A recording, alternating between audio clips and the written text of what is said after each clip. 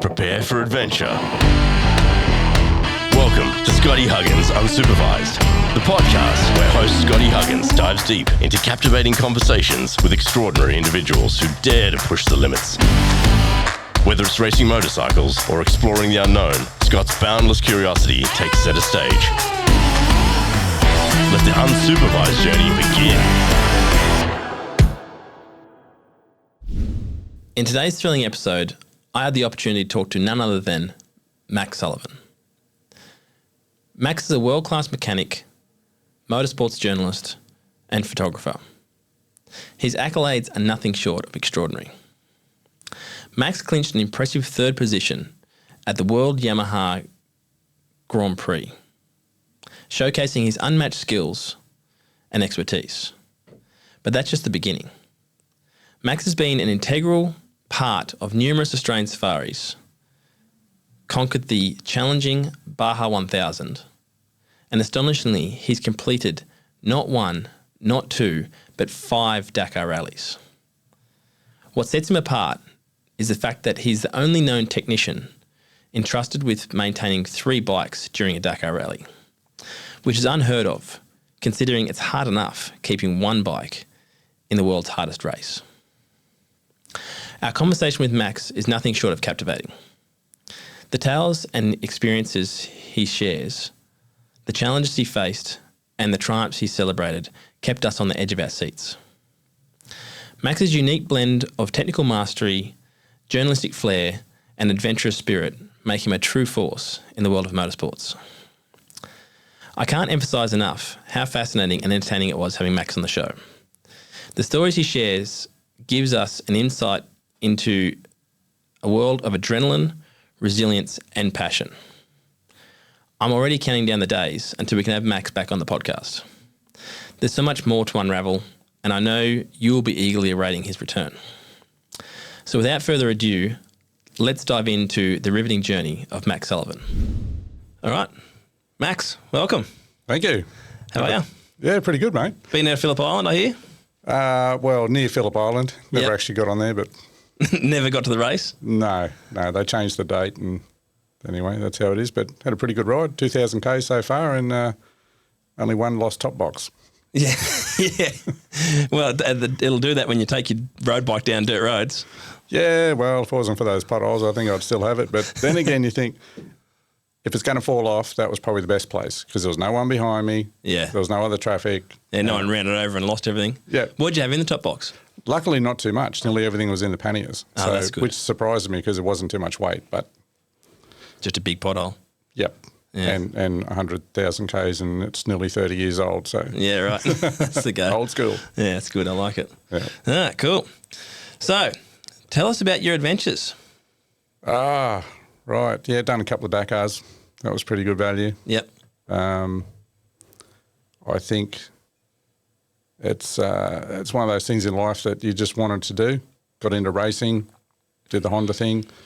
And then, of course, the natural progression from doing the Australian Safari is you want to go overseas. And because were you racing on the Honda team or with the Honda team with is it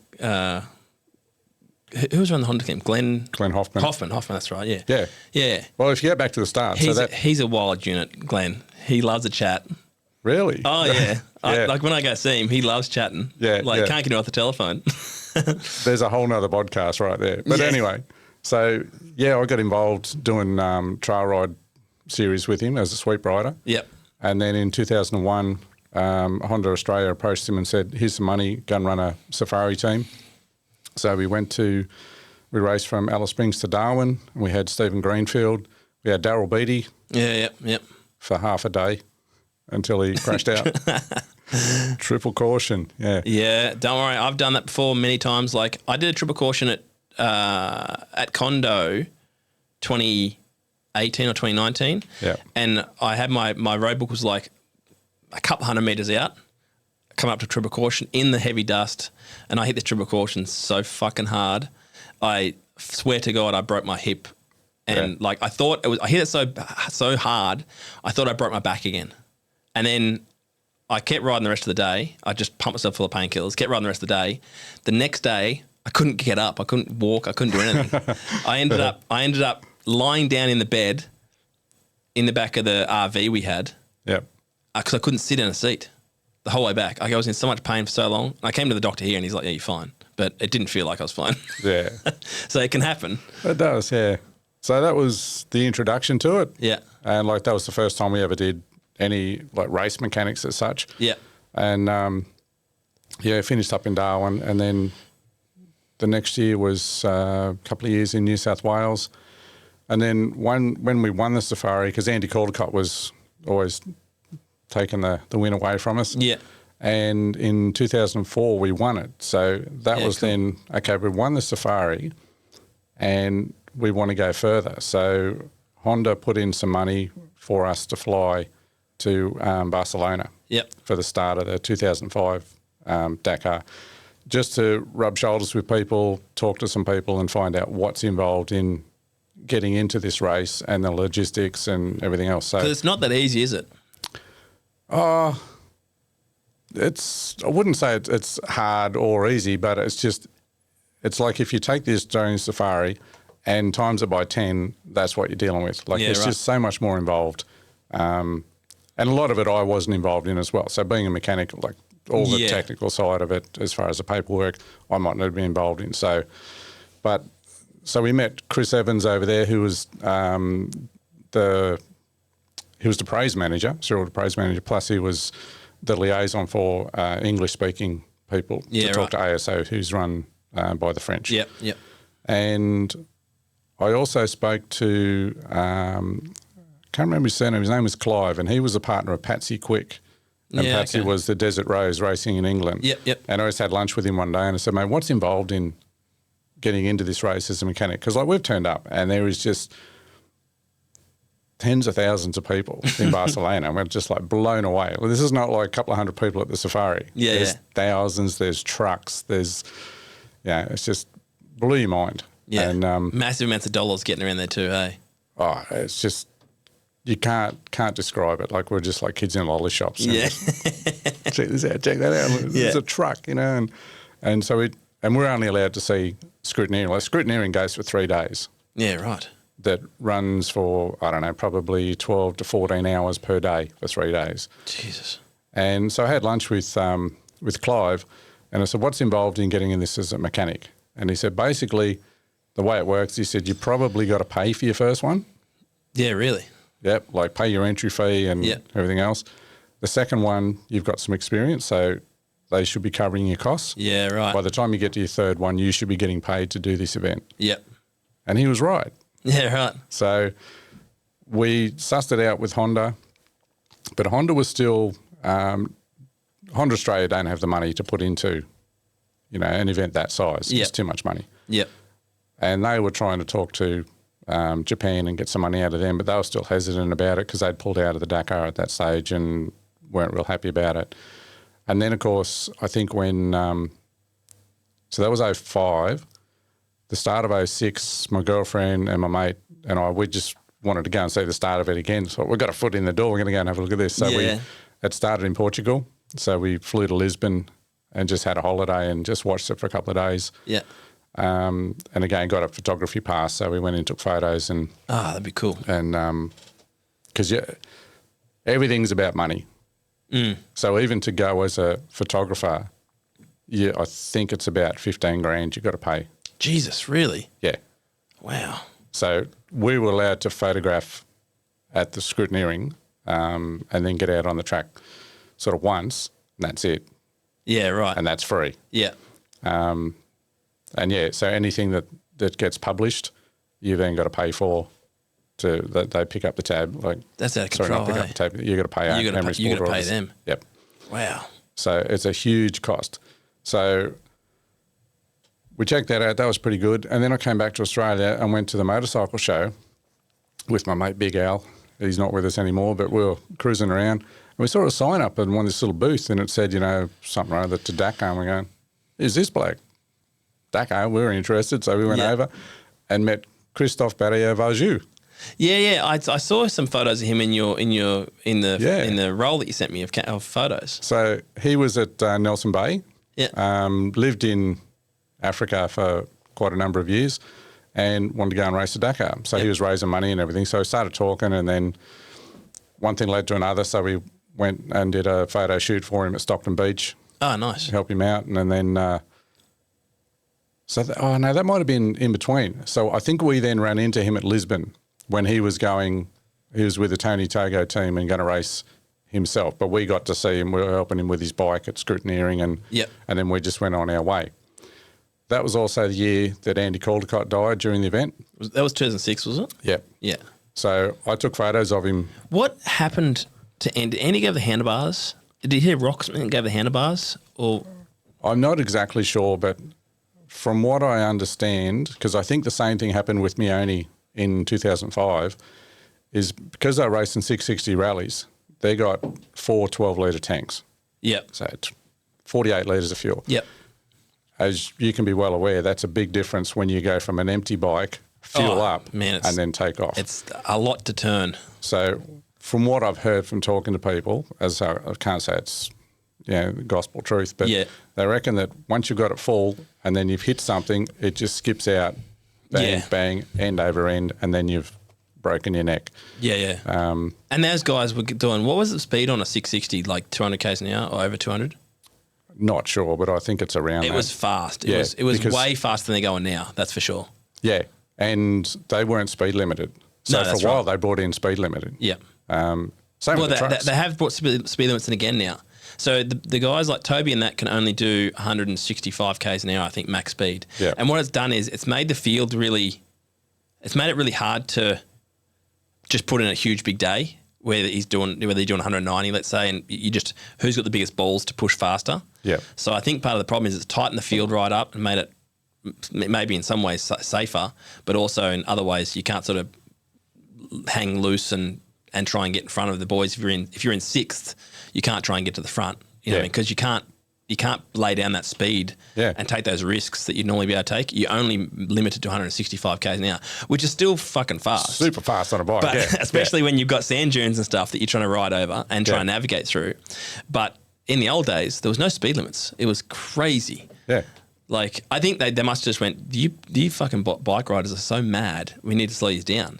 And I think for a while, didn't they go to like a 48mm throttle body or something like that? Like they kept the big motor. Yeah, that was when they had the transition. Yeah, right. So obviously people were turning up, and when they said we're going to race 450s and cut this thing down, which again, you talk to people and some people say they also did it because then the Japanese bikes are going to be able to come in and have a crack because they've all got 450s. Yeah.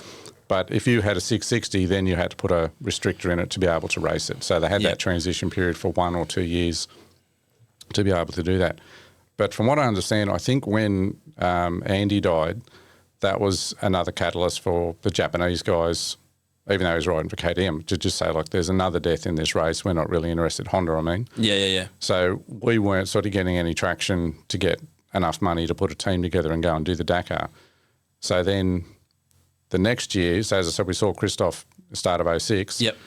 And then he approached me and said, do you want to come and do Dakar? Yeah, right. And I went, okay, yep, I'm in.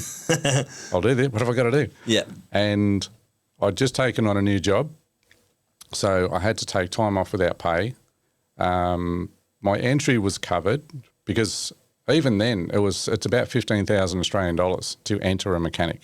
Jesus, that's crazy. So that's why when people say, are you going to do another one? You go, oh, I'll do it, but who's sponsoring me? I'm not paying the 15 grand, and that's another reason why guys do Malimoto, because it just adds, by the time you then pay flights and then do you want to give the guy some money for all the effort that he's doing or whatever, it just adds up. Yeah. So, and I think even now, what's an entry fee on a bike? 35 grand or something like that? I honestly couldn't tell you.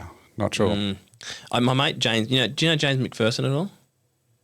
No, James Ferguson. Sorry, James Princess. Yeah. He did it a few years ago, Malimoto. It must have been 2018. It must have been January 2018 he did it. And he did it Malimoto style. Yeah. And, I mean, he's not the fastest rider in the world, but he finished it. Yeah. But he said it was so hard. Yeah. He said Malimoto was so hard. Like, he said they get up at 4 a.m, ride all day, and then sometimes he'd still be riding at 1 o'clock in the morning. Yeah. Like riding down the highway. Yeah. trying to get home because they got lost or they were slow or whatever. You know what I mean? But he made it the whole way through. Yeah. Like, hats off to him. And he said the same thing, like what we were talking about earlier. He said it was the hardest thing he's ever done. Yeah, absolutely. Like the hardest thing he's ever done. Yeah. And I think that's the beauty of doing it like that Malimoto style is it is more like the old style compared even in the new race. Yep. Because he did the last year of South America. Yeah. So, and then it went to Saudi. Yep. So, but you did Africa and South America. Yeah, did 4 in South America, 1 in Africa. Yeah, right. So you've done 5 or more, 5, 6. Done 5, yeah. Yeah, right. And survived.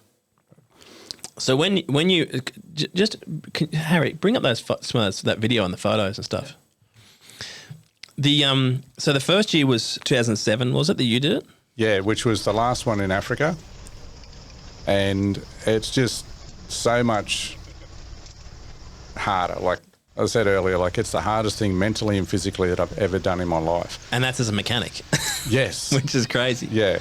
So when you're just pause that for a second, Harry. So when you're in the truck, like you're in a big MAN truck with a full roll cage, and then basically is that everything the whole team has? Yeah. So I'll just cut back to where I ended up with and how it became so hard, right? For sure. Because it then sort of progresses with the story, right? Yeah. So when Christoph said, "Do you want to spanner for me?" I've gone, "Yeah, cool, I'll do that." So I had to pay for my own flights. I had to take up time off work, pay for accommodation, etc. at either end. Yeah. So like I was out of pocket probably $7,000. Yeah, right. But I wanted to do it, so I'm prepared to do experience. it. Good experience, good adventure. But he paid for the entry fee and other incidentals, right? Yep. So I've then got and we were with a French team, Jean Noel. Yep. And I got an email off him, I don't know, maybe a month before we were going to go.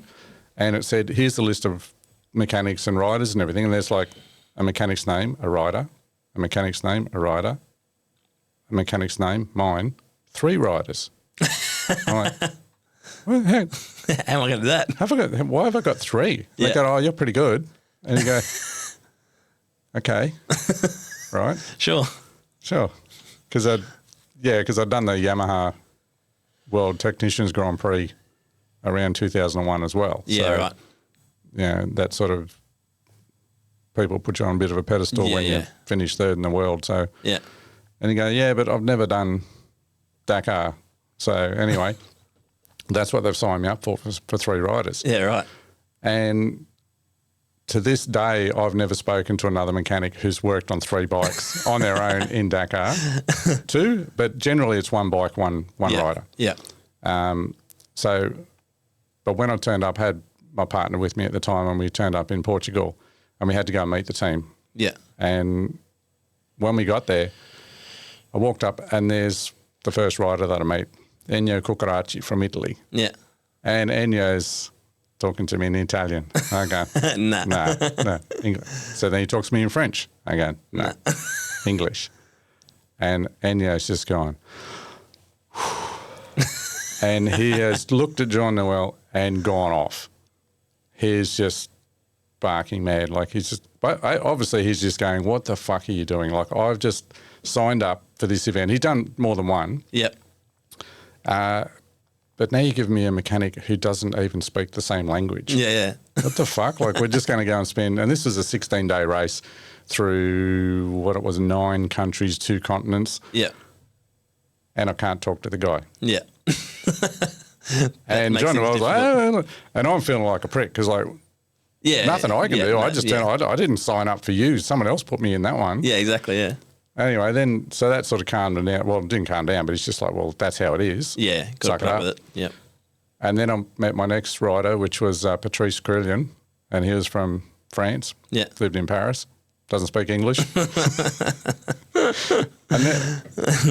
and then the truck that we saw, I think it was an ex-Russian rocket launching truck. So it had the hatch in the top and everything. That's awesome. And so I met my driver and co-driver, both who don't speak English. So this is what I mean about making it hard, because okay, I can talk to Christoph's. He said, I'll translate for you. I said, that's good. Yeah. When you're here. Yeah. If you're not here, who do I talk to? Yeah, that's right. You better learn the language quick. The team manager, he's actually riding as well. Yeah. And so is Christoph. So once those two riders are gone, they're the only ones who speak English. I'm fucked.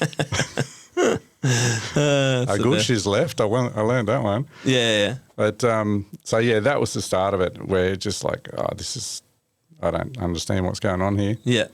And I must admit, it was when I went to the riders' briefing, I reckon I probably had the biggest anxiety attack I've ever had in my life. Really? Yeah. Like we walked in and there was like thousands of people in this auditorium. Yep. English is probably one of the least spoken languages there. Yep.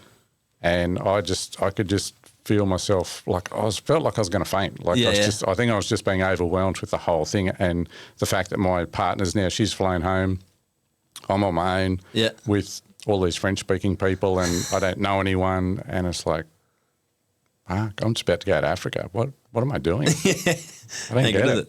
So yeah, just drank some water and freaking out a bit, and then had to catch a taxi back to the hotel that I was staying in and then come back. I only had like 4 hours. And even that was a funny story where we were staying at this someplace, and when we got a taxi, we had to, it was Rua de Carmo or something was the place. Yeah. But when we said that with our accent, no one knew what we're talking about. Yeah. And then we worked out when they go, Rua de Carmo. Yeah. And you go, yeah, that's it. That's it. And they knew where we're going. So I get in this taxi like at 2:00 in the morning, and he looked at me and said something in Portuguese, and I just said, Rua de Carmo. And he goes, okay. Rua de Carmo. I go, shit, everyone else understood what I was saying. This guy doesn't. Yeah. And then he looked at me and goes, where you want to go, mate? I don't understand what you're saying. Oh, really? Where are you from? England? Where are you from? Australia? Okay. That's awesome. Yeah. What the hell would there be an English taxi driver in Lisbon? I have no idea. That's weird. It was. And he had no idea where my place was. He pulled up and he goes, here we are. And I go, no, we're not. No, that's not it. And back then there wouldn't mean GPS hardly at all. Not sophisticated like we have now. No, actually, I don't think we had GPS at all. Like we had phones, but even then, like the coverage was shit. Yeah. And it's just, and of course, when you get in Africa, there's no coverage at all. There is a little bit, like in some, I don't know whether it's in one of these photos, but you can actually see Orange was the mobile brand. Yeah, no, I saw that. Because Orange is an English brand, isn't it? I think it might be. Yeah. Yeah, I did see that. Orange and Coca-Cola, like the Orange Mobile and Coca-Cola, like milk crates type thing. In Humpy. Yeah. So, it was a pretty wild experience to. And so, did you have to learn the language pretty quick, like other languages, like whether it's French or Italian, like little bits and pieces? Like, because I know you've only got 2 weeks, but you pick up phrases and things like that. Yeah, so I remember like Agush was we've got to turn left. Yeah. The Munji, we're going for a meal. I don't know whether that's food or whatever. Machka, Yeah. It's all the same thing. I think Munji's Italian or whatever it is. It's food. So off we go and do that. But the rest of it was just, wing it. Lots of hand signals. Yeah, right. And then obviously when you're doing mechanical work on the bikes, I mean, you're going to look at the bike, but if they're telling you there's something wrong with it, like it's doing this thing, it's hard to explain that. Like, it's hard to explain it in when you're talking to a mechanic at the best times when you both speak English. Yeah. Let alone. I guess the good thing is that we didn't have too many running problems as such.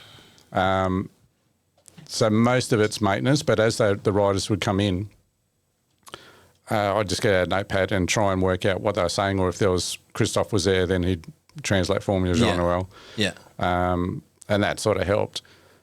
But during the Dakar, most of the stuff is crash damage. Yeah, right. So as long as it's still running, and the 3 bikes is way too much. Yeah, I bet. So, and the other thing is like we had the truck parked there, and we had like a big white tarp down here that 2 bikes are supposed to be on and 2 bikes are supposed to be on here. But there was a rider called Fabian Planet, and he was actually pretty good. I think he was like in the top 20 or top 10 or something. Yeah, right. And so his mechanic, young guy, he's just overtaken one side of the truck. So by the time I got to Africa, I'm just out the back in the desert on my own in the sand with 3 bikes. And it was either the first night first or second night in Africa, and they worked on their bike. The other thing is they don't work as a team, which is what I was used to doing in Australia. We might have a bike that was my bike to work on, but if you're falling behind or you got more to do on that bike, the other guys, when they finished, we'd all get in and help. We'd all finish. Yep. We'd all pack everything up. When it's all done, we'd sit down and have a beer or a rum and then go to bed. Yep. Get up in the morning. We'd all do our things together again, always as a team. Yep. With these guys, he'd work on his bike. Once he's done, fuck, I'm going to sleep. And the other guy finished his bike and he went to sleep. And the other guy finished and he went to sleep. And then they had the generator with the light on. And you got to remember, like, this is back before LEDs. So even your headlights is a little candle on your head running on batteries that you're trying to spare how much you use them. Yeah. Because not many places to buy them in a village in Africa. No.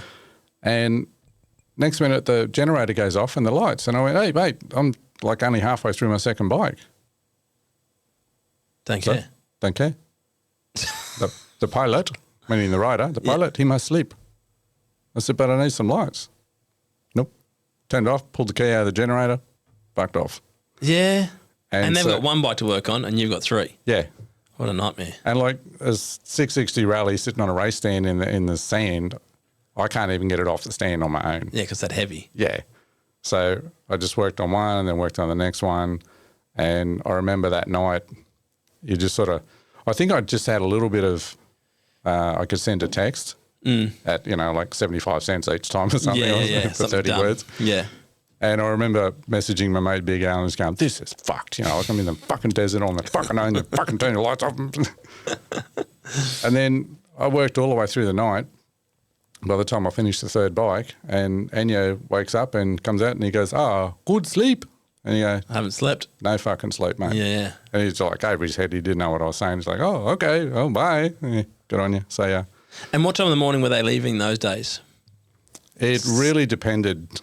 I can't remember exactly, but like we had some mornings where we would leave before they would. Like sometimes we had to leave at like 2 or 3 in the morning to get to the next spot. Yep.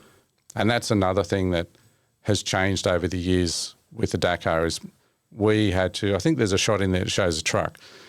We were navigating. So we had a road book, a terror trip. Yep. And we had to navigate our way through the desert. But you guys navigating, so that in this picture here, you can see you're not really on the roads, are you? So there's no, in some spots up there, there's no roads, isn't there? Correct. So that is a road, as you can see. Yeah, that one, a bit is. And there's one section that we're going through the Sahara Desert. See, Harry, see if you can bring up that picture where the trucks and the 80 series is bogged in the sand. That's the start of the Sahara Desert. Yeah. And we're literally following the same method as what the riders are doing, not on the same track. Yeah, right. But we've got the same terror trip, the GPS, the same GPS as what they're using, which is just an arrow pointing the Cat 160, blah, blah, blah. Yeah. This is our other support crew.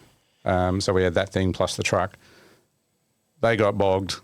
And as you can see, we're, not very far into the sand. And, and they're bogged already. And I shit you not, I wish I had a photo of it. After that, we're driving along and we're in our 6-wheel drive truck and the other old mate's hammering along. Yeah. And there was a Land Cruiser off to the side, nose down, and there's a guy holding the front drive shaft, like the whole diff assembly upright. Just took the diff out of the front of it. And we're driving past and you look and you go, oh, mate, he's fucked. Yeah. It's like, what do you do? Well, and you can't sort of stop and help him for too long because you're going to be up with the riders again. Yeah, we've got to do our thing. So we just powered on. And I just looked at the window going, fuck. That's going to be bad. Hope you got some food with you. And so how many Ks would you do that for? Like you do that for 400 Ks through the desert like that? Yeah, probably. Probably 400 Ks would be a small day. Yeah. Our biggest one was 1,600 Ks from point A to point B. In a day. And then on top of that, you got to work on bikes. It was 2 days because the truck is speed limited to 90 Ks by ASO. We're not allowed to go any faster than that. Yep. And it was on a marathon day. So you leapfrogged everyone. So they hand us a little paper bag with some food in it and some water. And then you get your route instructions, 1,600 kilometres to the next thing. So we got like 2 full days at 90k an hour to drive at maximum to get to the next spot. And we just drove and drove and drove. And did you swap drivers at all, or did you guys had a driver basically that was driving the truck? 2 drivers, so we had a driver and a co-driver, and they would just keep swapping over, and then I just sat in my seat. But the other thing too is you can't catch one sleep or anything because the truck would be that rough and the terrain would be that rough. You couldn't sleep, surely. No. And because like you're in if you look at the video, you're in a helmet. You've got a full roll cage in the truck. Yeah. You're in like a race harness or whatever. Like you can't sleep. No. So I did have, I'm not sure I have a shot of it in here or not, but Andy Caldecott's mechanic, Neil White, I spoke to him before I went and he gave me a few tips. I don't think I've ever actually met him face to face, but one of the things he mentioned was to take a foam roll for your neck. Like a neck brace type thing. Yeah. Because like a medical neck brace. To stop you doing this when you're falling asleep in the truck and you can't hold your head up. Otherwise, it's a good little tactic. I like it. So, even during the safaris, I used to do it all the time. Just put my neck roll on and... Yeah. So, look, you look wrecked there. In that photo there, you look wrecked. Yeah, that's probably like halfway through. And, it's just pretty tough going. It looks like you hadn't had much sleep. There's another photo of a rider further in, and he's on the bike, and he looks like a zombie. Like, I don't know who it is. That's Enyo. Oh, is it? Actually, you got to find that because that's... Yeah, go. It's towards the end there, Harry. Have a look at that photo towards the end. There he is. Look at him. So, oh, my God. He looks like he's about to fall asleep on the bike. That's Enyo coming into Dakar. Oh, right. Really? Right. And what did he do to his face here too? Because he looks like he's jagged his face with something. Yeah, he's had a crash. Well, another one. So I'll tell the Enyo story, like from start to finish. Like he means so much to me, that guy now. Yeah. Because he made my event. Like I was there for Christoph, but Christoph had a pretty good race, had no real dramas. Everything sort of went pretty good. Yeah. And as we're saying, like when there's no adversity, you tend to... Poor old Enyo. It's not as memorable if there's no adversity. Nah. And the other thing too is like I said before, is men seem to thrive on adversity. So when they do something where they prove themselves, then that's far more memorable than it is if you just have something easy, like you say. Yeah. So Enyo's, as I said, he was a guy who's pissed off at the start. Yeah. And couldn't speak English, and then when we because we did like a day in Portugal, a day in Spain, and then they went to a different spot. We got on another big ship and go to Africa. Yeah. And Enyo's like, this is not quite straight on my bike and my sticker's not quite right. And it's just like, for fuck's sake, mate, you're just going to race it. Like, yeah, in racket anyway. Yeah. And the thing, it was a shit box. It had already been through one Dakar at least. Oh, really? Yeah. So it wasn't new. And were you saying that you basically, like most of the guys, the pros and stuff, they'd throw a bike away after Dakar because it's that hard on the bikes? Yeah, like somewhere like Japan, that, like you'd never race that bike again. No. After one Dakar, you'd never race the bike. You give it to the race team, they rebuild it and sell it to someone, and it'd still be all right, but not for let's say like a Seal de Prey to ride it because it just wouldn't be reliable enough. No, it just like fatigue, even like metal fatigue and everything. So his bike was just a bit of a piece of crap to start with, but then he had a couple of big crashes early on in the piece. And then I'd fix his bike. And it was also a hard balance because I didn't know where I stood because Christoph had got me into this thing but then given me 3 riders to work on.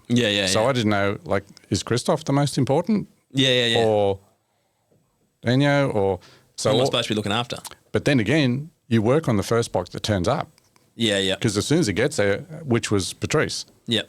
Because he was actually in the top 20, I think. He was doing all right, or top 30 maybe. Yeah. So he'd turn up and I'd work on his bike because you don't know. And this is back before, the GPS and the live tracking and everything else. We've got no idea. No one has any idea. So you just wait until the guy turns up. So Christoph might turn up, Patrice might turn up at 4 in the afternoon. Christoph might turn up at 9 o'clock that night. Or he might not turn up at all. You don't know. So you just work on... You've got to try and spread your time out. You've also then got to go and find out off the team boss, when are we leaving in the morning? Like, are we leaving at 4 o'clock in the morning? We're leaving at 6 o'clock? Are we leaving at fucking 2 o'clock in the morning? To then balance that time. So luckily those 660 rallies, I think they were either 2 or 3 oil filters in there. It was a really weird system. Yeah, right. But they got oil changes maybe every 3rd day. Really? You got no time. Ah, right. If it's got oil in it, it's fine. It'll do. If your road book's broken, you're going to need fix that. Yeah, fix that first. It became very quickly like a triage system. Yeah. What needs maintenance the What most? has to be fixed to get you going. Yeah. And as long as you've got oil in there, we'll worry about that further down the track when we've got time.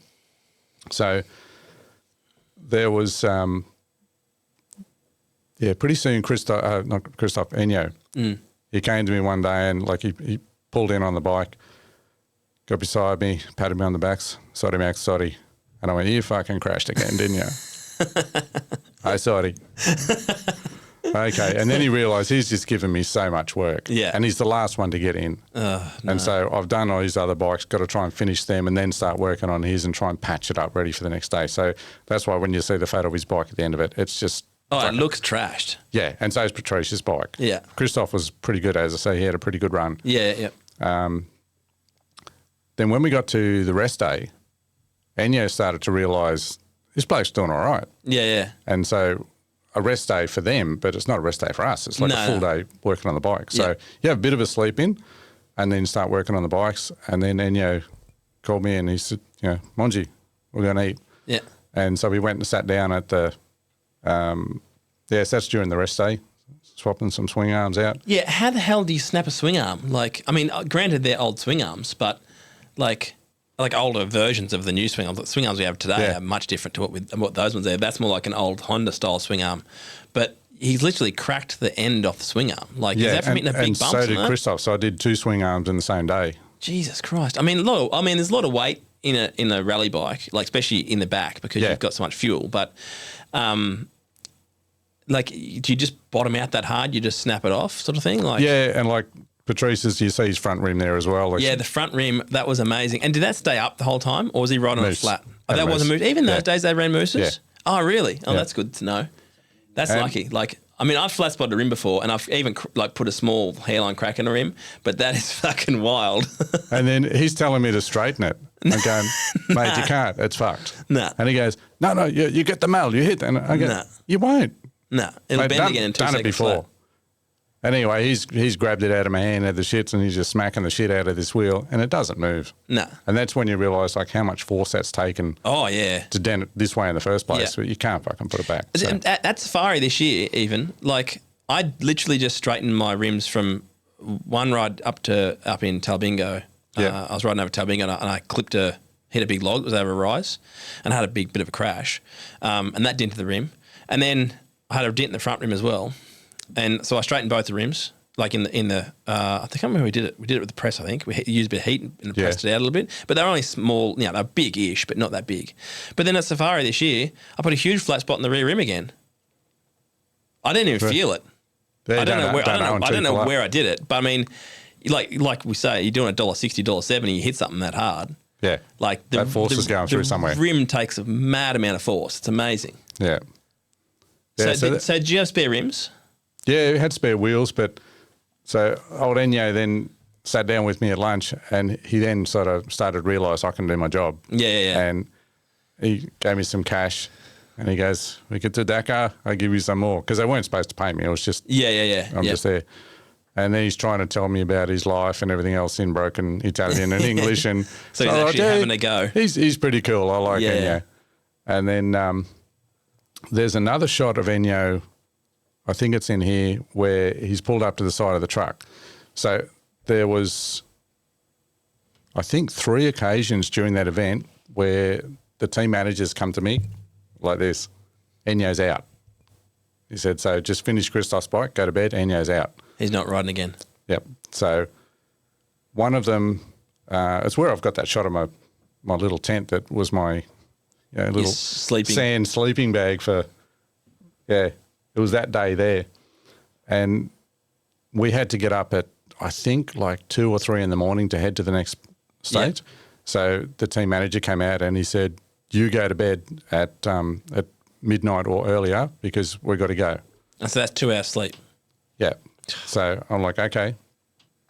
So I got to midnight, finished the bikes, got in my swag, and that's when he come to me and told me, he said, Enyo's out, so just finish these 2 and get some sleep. Okay, cool. And I'm in there, just started to drift off to sleep, and I hear this, Max, it's Enyo. fuck, he's here. At like 1 o'clock in the morning or something. Oh, my God. So you wake up, put your overalls back on, go outside and go, right, what have we got to fix? What's fucking broken? That's mad. And you just do what you can for about an hour and then off he goes. And so that was the first time where they've told me he's out, he's not coming in, but he turned up. There's another shot of him turning up in the day. Is he on the back of the trailer when you got your arm around him? No, that was the rest day. There's another shot. No, not that. That's Patrice. No, not that bike, yeah. There'll be one. It might not be in there because I used a majority of the shots, but not all of them. So this other day they come to me and they said Enyo's out. Yeah. And okay. And we had a late start, like we didn't have that far to travel the next day, so it might have been like 8 or 9 o'clock when we can have a bit of a sleep in and get going. Yeah.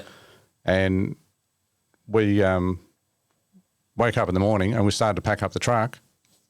Here comes Enyo. Riding in? In the morning? Yep. Holy shit. So he'd spent the night in the desert, and so with the Dakar, if you're late in... Oh, that's hard. That's fine. You're allowed to be late in, but you can't miss your start time the next day. Yeah, right. So if your start time is at 9 o'clock and you turn up at 9:01, you're out of the race, go home. Yeah, right. But you can spend all night and ride in at 9 o'clock and then just go again. Oh, my God. And you stay in the race. So he's turned up and he had half an hour for us to do something like this. So obviously we put fuel in. The next thing was an air filter. So, and the shot actually had a few of the guys standing around because everyone's just like jumped in to get him going. Yeah.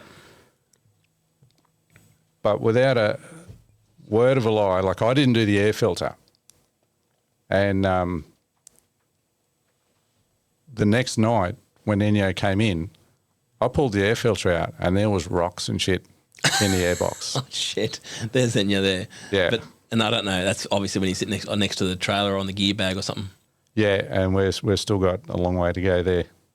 He looks wrecked there even. He looks happy at least, but he looks wrecked. Like, look at his bike. His bike's held together with cable ties.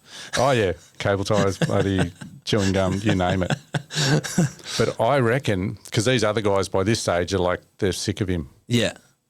And he's dragging everyone down a little bit, if that makes sense. But the air filter's sealed. How do you get rocks in there? Ah, so they'd thrown rocks in there, you reckon? Really? And it didn't stop him, though?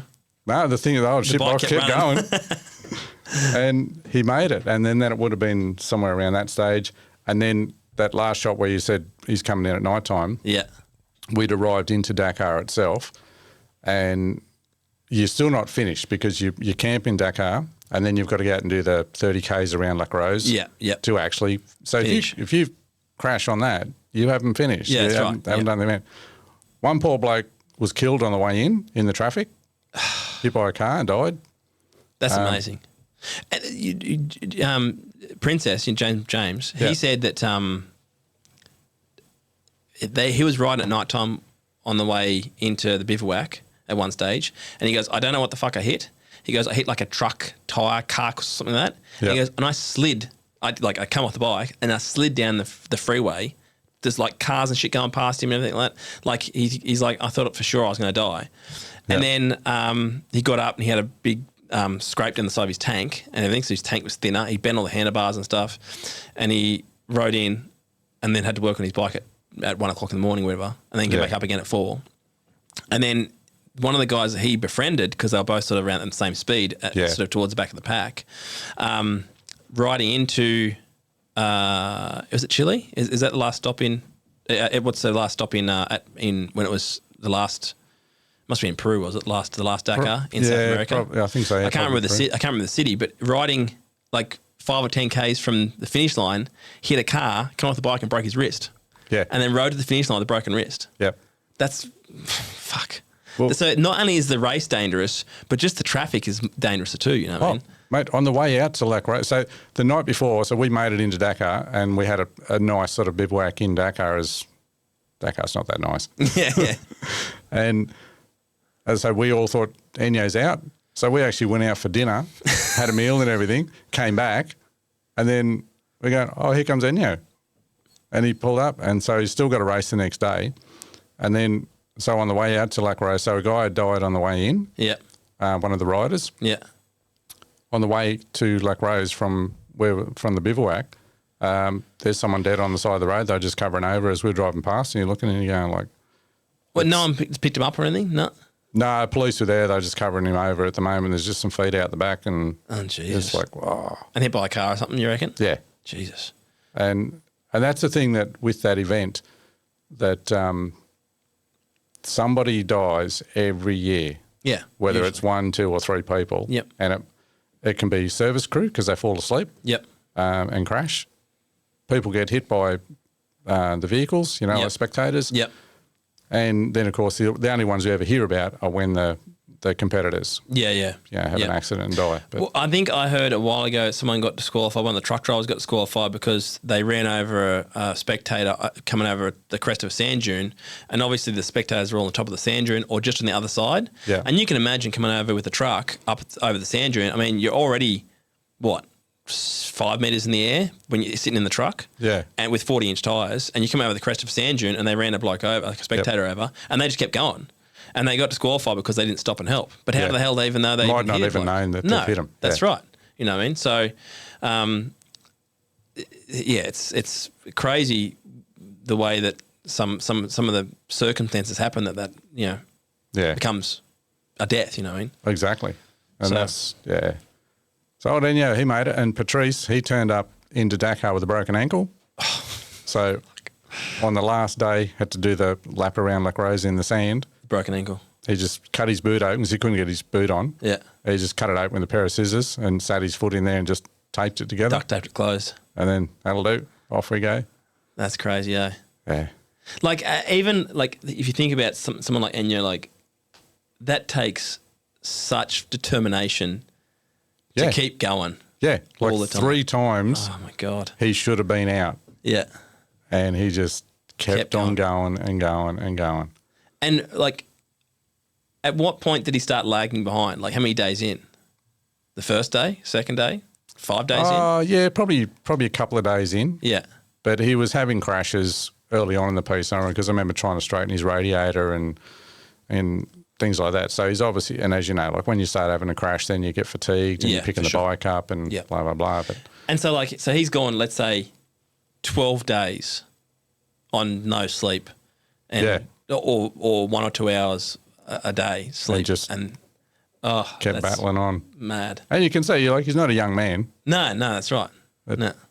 Yeah. And just kept going. So he was, I wouldn't say my inspiration in any way, but he impressed me that he just kept going. He just kept turning up when the others got heart.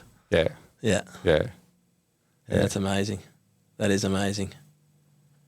But it's just the navigation for like the service crews and that was just crazy as well. Like, and so different to South America where you've just got your GPS, and we still had just tough roads and everything to go on then. Yeah. But nothing like trying to go through the Sahara Desert and you're just navigating your way through. Yeah. And there was another time that I fell asleep in the truck and I woke up and it was the middle of the night. They got 6 spotlights across the front of the truck and the truck's just driving like this randomly across no roads. And just I'm through like, the desert. What are we doing? And he pointed to the map. We're looking for a Panu. And it was a half-buried tyre. Somewhere in the desert was a half-buried tyre, and that's your marker. And when you get to that, you turn to Cap 160 and follow that for another X amount of kilometres, and then eventually you'll come out to a road. Yeah. So that's what, you just don't get that these days. And that's what I mean about the progression of the race, and it's in all aspects. Yeah. The behind the scenes as well as the race itself. They're trying to make it safer and easier. Yeah. But they're taking away the adventure. Like for sure. Absolutely. Yeah. I mean, that's one of the things they try and do with a lot of things, especially in this day and age. They try and take away the danger. But the danger is the reason why a lot of people do it. They do it because it's hard, because it's supposedly impossible for most people to do. So therefore, I want to see if I can do it. Yeah, I want to challenge myself and see if I can do it. You know? And so part of the problem is rally in general has become so much more popular over the last couple of years. Yeah. Let's say the last 10 years. Yeah. it's become exponentially more popular and more people want to do it. So therefore, the whole event needs to become more professional and all that sort of stuff, and fair enough. But at the end of the day, you want to see if you can challenge yourself to something that's supposedly impossible. That's what I think about. Like when I want to go do Dakar, I'm like, I want to do it because it's supposed to be the hardest thing you can do on a dirt bike. Yeah. Do you know what I mean? But maybe it's not so much anymore. You know what I mean? I mean, it probably still is, don't get me wrong, but it's not as hard as it used to be in the old days. I mean, that's what I was saying to you before when we were chatting is like potentially like the Dakar Eco Rally or Rally Morocco might be something different to do. Yeah. You know what I mean? And also doing it Malimoto style or, you know, as the old style. Old school. And that really adds to it. Yeah. But even there was, again, it may not be here because you might not have realised the picture, but there's a picture of just some dirt road looking out the windscreen of the truck. And there's some little white mounds beside the road. Yeah.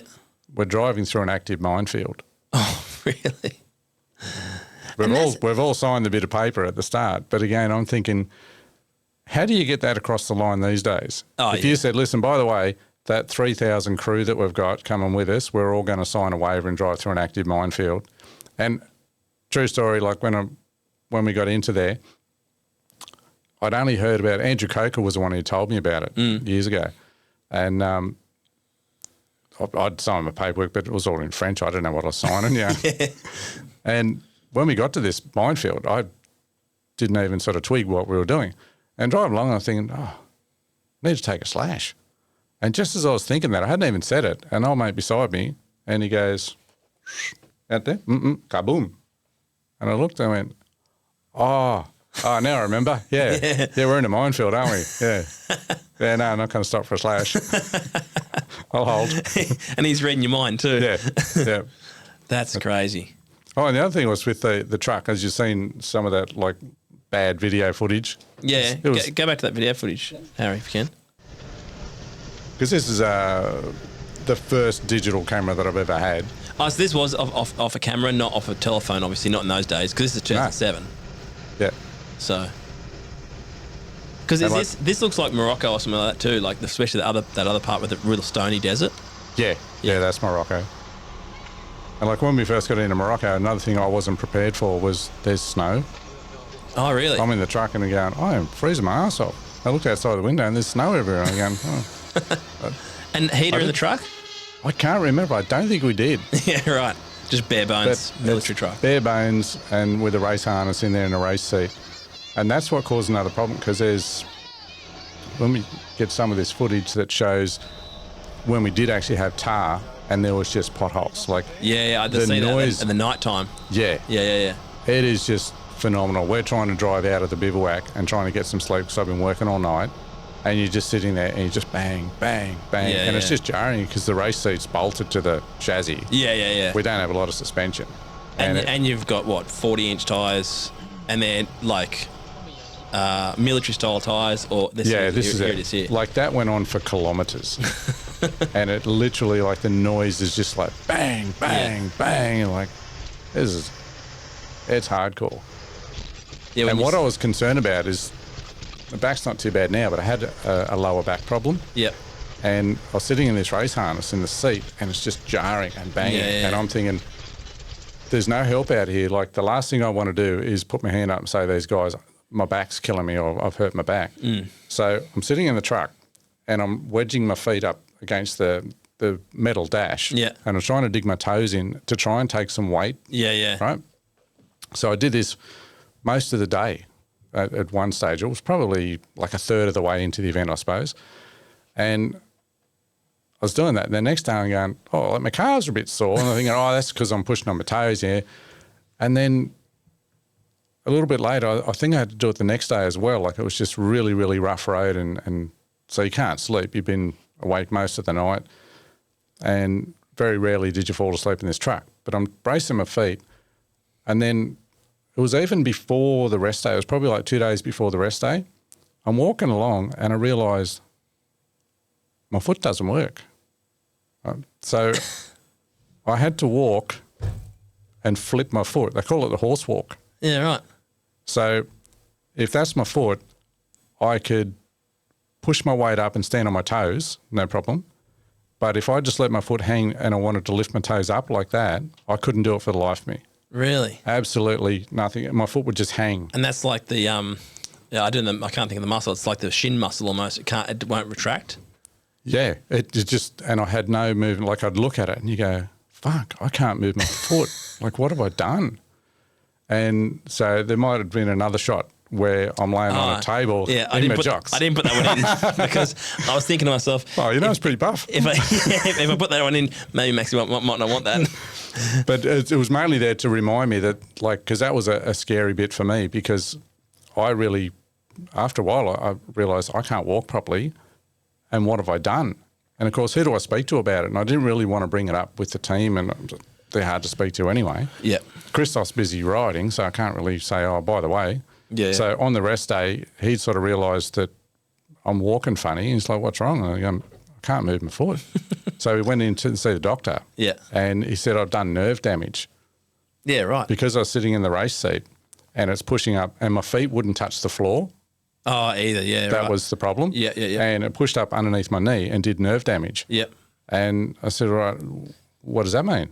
And he said, he said, I'll massage it and you might feel a little bit better. And he said, but other than that, he said, you're going to have to put something under your feet. Yeah. Don't keep going like that. He said, you'll permanently damage it. Yeah, right. I'm like, oh, fuck. I'm in the middle of Africa and my leg doesn't work. Yeah. And so each day then I'd go and get a carton of water and I'd put my feet on the water. Yep. And it probably took 3 months before I could walk properly. Really? Yeah. Wow. He said, it will come good if you don't damage it any further. Yeah. But yeah, so I'm just walking along like that. So, walking like you got a gimpy leg. Yeah, which leads on to another story which I've told many times, but when all the bivouacs are not like they have today, like Saudi, they got these brilliant bivouacs and they got pools and spas. Oh, and a full kitchen, everything, right? Yeah. South America was pretty good. Some of them were shit, just camped out in the desert storm, and other ones were on grass and everything was quite nice in town, although that's when you hear people who have been to Africa and they're looking at the grass going, this is not what we signed up for. This is not Dakar. It's too nice. Yeah, it's too nice. You don't have the nightclub across the road from the bivouac. Anyway, so just tell me, well, as far as I was aware, is the reason why they had to move away from Africa was because it got too dangerous. Yeah. Like, that's basically what they said. Like, I heard things like the guys would be riding along and they'd be getting shot at. Yeah. In the middle of the desert, they'd just be like taking pot shots at them and things like that. And didn't someone get kidnapped at one stage? There was, I think it was 3 French tourists were shot. They were actually shot? Yeah. Really? Yeah. And that's what they called it off in 2008. Yeah, right. Yeah. But even in 2007, and I've heard stories about cars and everything going missing in the middle of the night. Like race cars? Yeah, yeah. Really? Yep.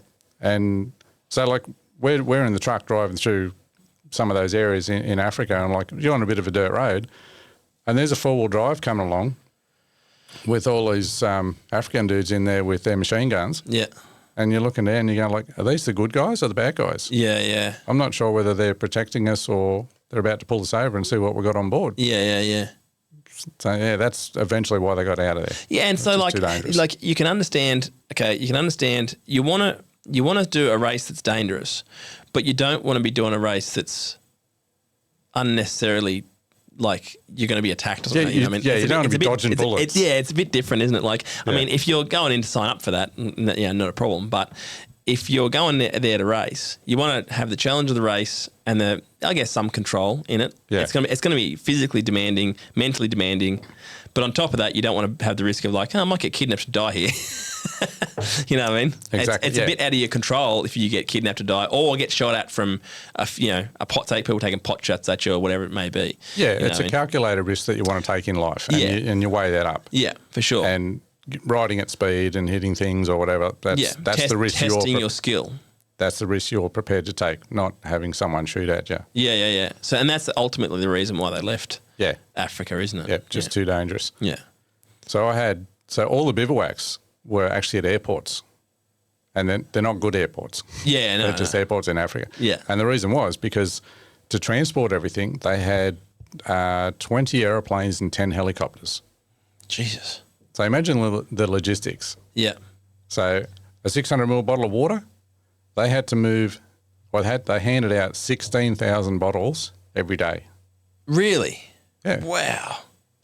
That's mad. Yeah, you do the maths and you think That's a lot in an airplane. Yeah. Harry, bring out the picture of them loading the bits and pieces into the back of the airplane like an aircraft carrier, or not an aircraft carrier, what I'm thinking of, like a cargo plane. Yeah. Yeah. So every rider had one of those. That's like a Malimoto box, what you would call a Malimoto box these days. Yep. So again, back in the day, like even when I turned up to go on the trucks are all designed to have these same boxes slot in. Oh, yeah. And I'm given one. So I had one of those boxes that size, and I have to put all my tools, my sleeping gear, my clothes, anything else I want to take. If it doesn't fit in that box, you're not taking it. That's crazy. So that was it. Or you got to pay, because everything's just money then. Yeah. You can have a second box, but you're going to have to pay money to have it. Yeah. But what these guys are doing, they're flying. So just in case something does turn to shit and the front end of your Land Cruiser falls out in the Sahara Desert, these guys will fly a box that's got whatever you want in it. You can put some spares. And see the racks there with the wheels? Yep. So they would carry a front and a rear wheel for each bike and one box. Yeah. And that would go to each bivouac.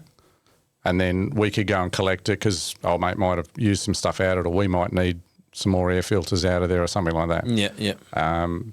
And they would do that every day. So that's why the bivouacs are always at an airport. Yeah, right. But like some of them are dirt airports. And then you realise that you've camped, you set up camp at the end of the runway and these things taken off and there's just blowing shit everywhere. So it's just, the logistics is just amazing. Oh, yeah. Trying to get it all together. It would be. So every day you got to go over, get your wheels, get your thingos, sort them out, take them back if they need to go on. You always put something on the plane because you might not make it to the next spot. Yeah, and right. That's the backup for your rider to have that. Yeah, okay. Yeah, and so the service vehicle might break down. Actually, I saw a picture of the service vehicle, and someone's working on the engine, but looks at it in the back of but like just behind the cab, and there's a helmet on the ground, and there's another person just standing around in the middle of the desert there at one stage. I can't remember that one. Yeah, so mental blank. Can you bring that photo up there? There. See, you're pumping fuel, are you? Yeah. We had separate fuel tanks. So you had to pump from one fuel tank to the other? Yeah. Manually? Yep. That's weird. Why don't they put a pump, inline pump in there if that's the case? If I could speak French, I would have asked. That's weird. So you'd stop and pump fuel from one fuel tank to the other fuel tank? Yep. That's weird. So one's like a storage tank, altogether storage tank, and one's an actual fuel tank. Fuel tank, yeah. That's bizarre. Why it was set up, I don't know, but that's the way it was. That's bizarre. Yeah, that's cool. And is this in Morocco here? Because it looks like it is because of the way the stones are. But yeah, it probably was. Yeah, I was surprised. Like Morocco, there was just rocks everywhere. Yeah, it's just crazy. Yeah, I was watching. Did you see Sam Sunderland crash the other day? No. Off the start of a special test. Oh, really? Yeah. Got about 400 metres, clipped a rock with the back wheel, and man, he tumbled bad. Ooh. He had a bad tumble. Like airbag went off. He said he hurt his wrist and stuff. And I don't know if he kept racing, but he didn't look like he was in real good nick. Yeah. But he must have been doing, 140 when he crashed. Like he crashed at pretty high speed. That's not bad. Well, that's one of the things too with Dakar. In South America, I did a couple. Mental blank now. From the Black Butt Hotel in Newcastle. Troy O'Connor. Oh, Troy, yeah.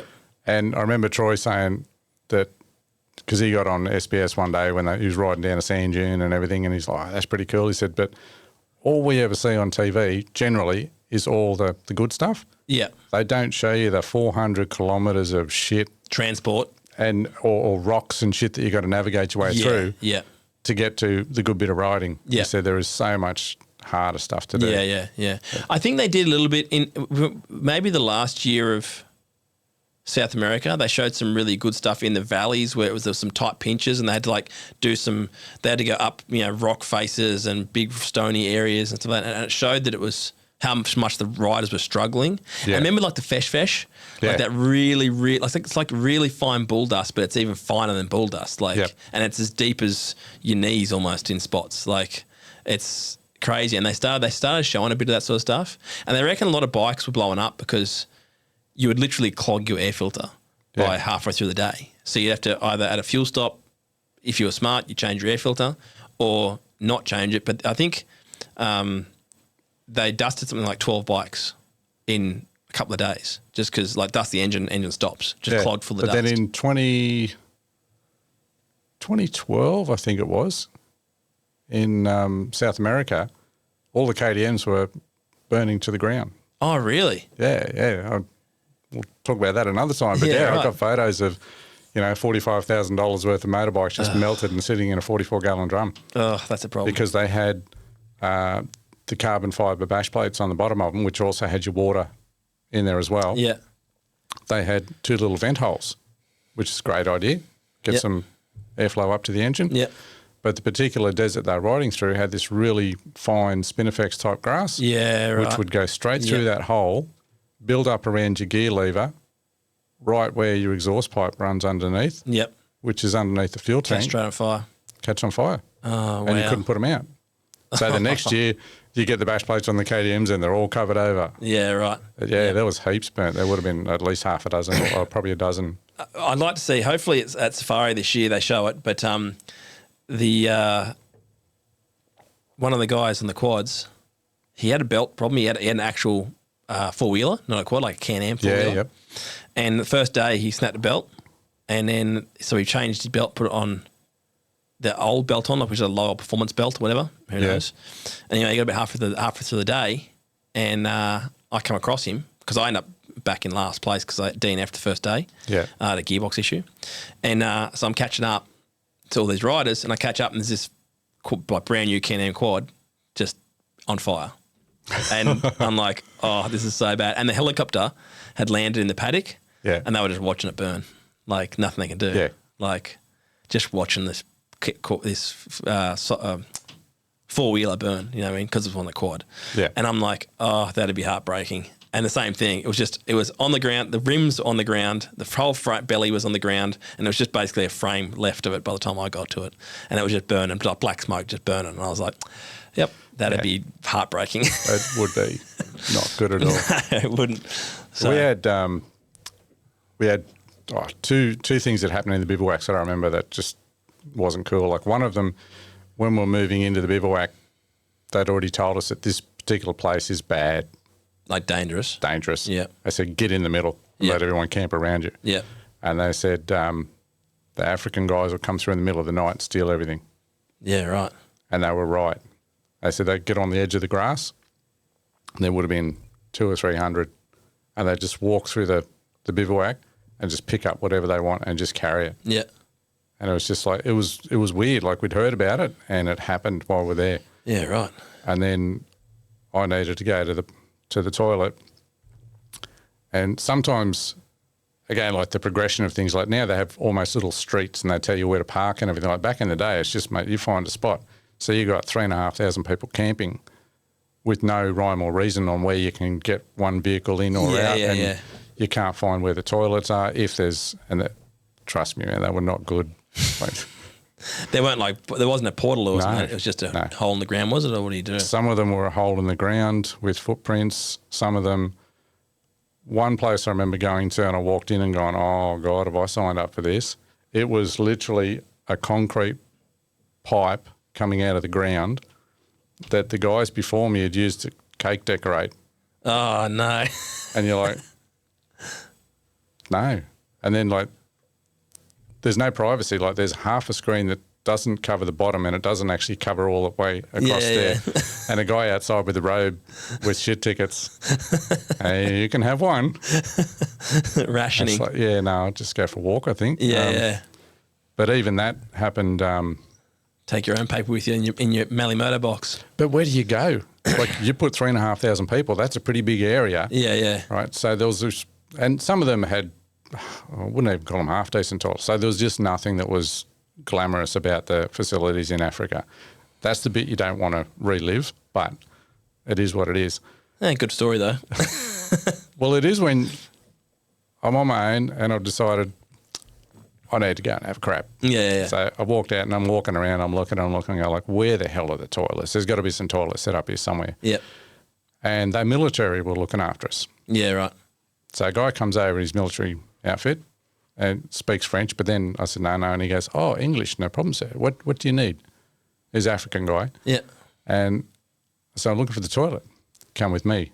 And he's got his machine gun over his shoulder and off we go. And I'm like, cool. I'm thinking, hope he hurries up. Like, I got work to do. And anyway, he walked over to where those other military guys are standing there with their guns, and there was like a little room, makeshift room. And what I think it was it might have been a toilet that was put up for those guys.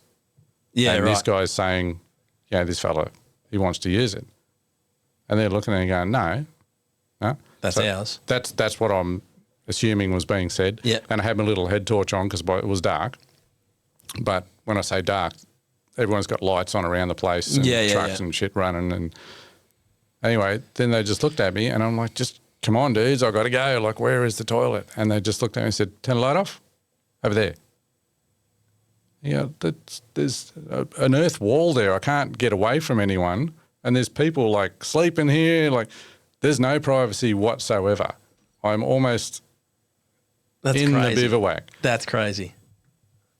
And only that I had to go, and like my mind is just going crazy. I'm just like, this is fucked. Like, just show me where the toilet is. And and I can't hang on any longer. Yeah. So I'm there and I'm feeling so embarrassed. Got to go. Like, you got to go. And then, there's people walking around and everything, and it's like, this is fucked. Like, it was the worst thing I've had to do in my life, you know. Anyway, I put my overalls back on. I'm just head down and walking back, trying to find my camp, and I'm just spewing, you know, and just going, this is fucked. And next minute, old mate comes up behind me who'd walked me down there. Oh, and remember, I've got the horse walk on. Because my leg's fucked, so I'm doing this one. He's walked up, and he turns around, he puts his hand out like that. And I thought, I'm not shaking your hand. And he goes, cuddle? What? I was, what? He goes, cuddle? And I just went, no! Turn around and just started walking as quickly as I could with my one good leg, going, what the fuck? This is just wild. This is a bad dream. And then I've gone back. A nightmare. So now I'm thinking, I've got to go back and work on the bikes. Yeah. Meanwhile, everyone else has gone to sleep. Yeah. So I'm on my own. I'm thinking, if I do finish work, I'm going to go into my tent, and this dude going to turn up wanting to cuddle with his machine gun. Going, exactly right. Yeah, I'm here now. Cuddle. Yeah, exactly. You're my right. little boy. That's crazy. Eh? So I had the worst night because and again, there was no mobile service. I couldn't ring anyone. Everyone else is asleep, and it's just going through your head. Even if you can ring anyone, you're on your own. Yeah. You're like at the end of the day. The dude's got a gun, and it's like, I'm not. Like it was just a horrible night. I got a little bit of sleep. I got up in the morning and out we went.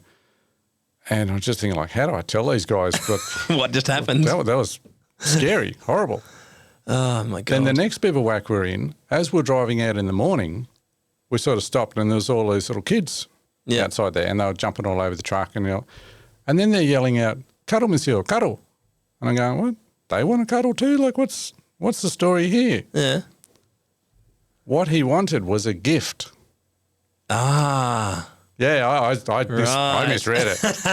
He didn't want to cuddle at all. Because he'd shown me where I could go to the toilet in front of everyone. Yeah. He wanted a shirt or a hat or something like that. And I'm like, yeah, no, dude. Yeah. But that's the problem with the language barrier, isn't it? Like, oh yeah, like I freaked out and had 2 really bad nights because of it. That's the best. It's amazing that factory teams even in those days didn't have quick shades. They're out in the sun. No pressure cleaners, no quick shades, nothing. Like just boxes, like you said. Yeah, but because these guys are French, so they knew Dupre, Isidore Esteve, Pujol, he's there as well. Yeah. David Castira. And so, I thought, well, I'll get in this photo. Yeah, for sure. Yeah, and then, of course, years later, got to know Cyril when he came out to Australia. And then I end up in a Polish team working with Troy O'Connor, who scammed his way into a Polish team for a couple of years. and got to know Cyril. So the Polish team were the KTM representatives in Poland and racing for Orlen. And then it was 2013, I think. And it was when Dupre, it was the last time he won on a KTM, and leading up to the rest day, marathon stage, he did a gearbox or a clutch or something. I remember this, and he changed motors. With Marek Dabrowski. And Marek was he was the owner of our team. Ah, right, I see. So we were always camped near KTM. Because they were talking, they were talking that was technically not allowed or something like that, whatever they said. No, but I think it is allowed. It is legal. As long as you swap with another rider's bike, it's fine. As long as you don't put a new motor in your bike. Yeah. Isn't it? Yeah. And I think he still gets a time penalty as such, but either way, it worked, and he was still won. Yeah. And so the moment that they did that, then the Polish team and the Austrians we were just side by side. Yeah. And so at home in my little cabinet now, so my mate Rowley, who was Dupre's mechanic, I introduced him to Bundaberg Rum when he was in Australia. So we're good mates now. What was Cyril here for in those days? Did he come for Fink? No, he came out for Safari. It was Safari, wasn't it? Yeah. Did he ride Fink at one stage and only ride one way and then decided it was too fast or too dangerous for him? Not that I'm aware of. No. He did the Safari and he hit a steel pole with his boot, with his foot, and it did puncture the thing. And I remember he copped a lot of grief off all the Aussie riders are going, oh, he's fucking soft, he's gone home, he's not riding everything. Yeah. But having seen how big this race is, and that's his life. No, he knows. He's hard. He's come to Australia, bearing in mind this is in September, leading up to the Dakar. Yep. And if there's any risk whatsoever and you've got a bit of a sore foot, 100%.